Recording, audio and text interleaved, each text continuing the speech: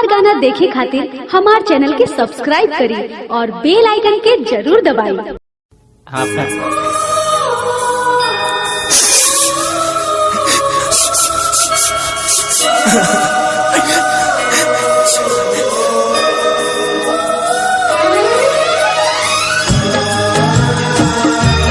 अगर तू साथ छोड़ दे बुना तो हम अपन जीते ही जिंदगी मर जाएंगे। सुन ले जान, सुन लो।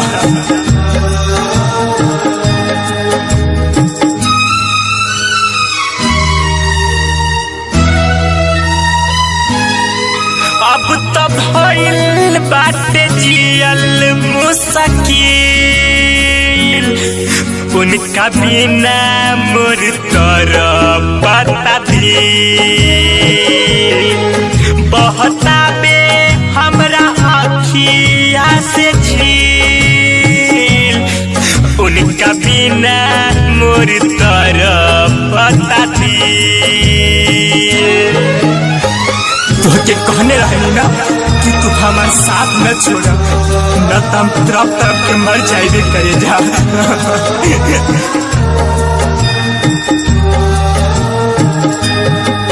अब तो भइल बाटे जियल मुश्किल, उनका बिना मोर तरफ बता दिल।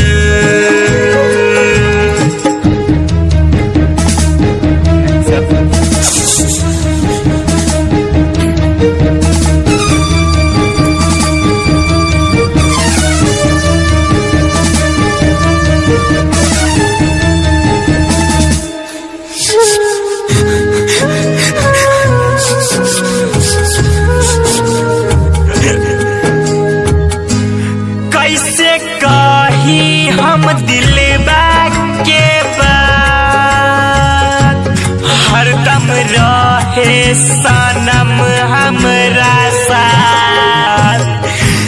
जाने कहवा चल गइल हो,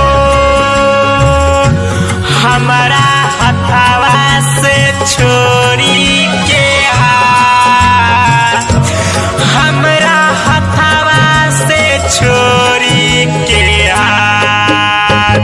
दिल में ऐसन होला हमरा फील, उनका बिना मोर तरफ बता दिल।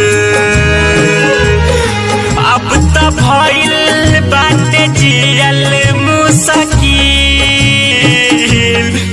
उनका बिना मोर तरफ बता दिल।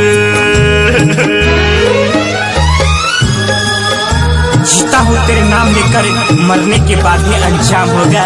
सुन ले रे पगली, जीता हूँ तेरे नाम लेकर, मरने के बाद भी अंजाम होगा। अरे कफन उठा के देख लेना, हर जग पे तेरा ही नाम होगा, हर जग पे तेरा ही नाम होगा।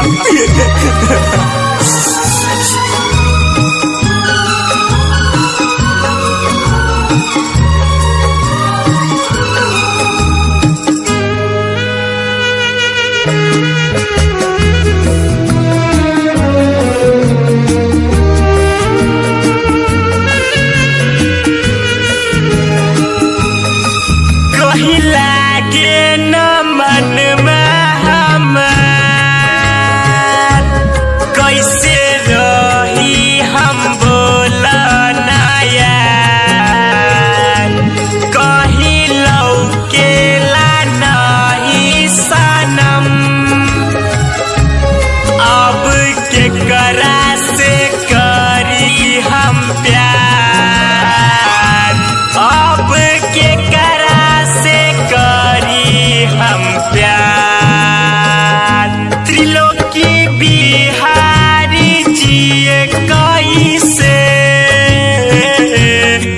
अब तो उनका बिना तरफ बता दिल।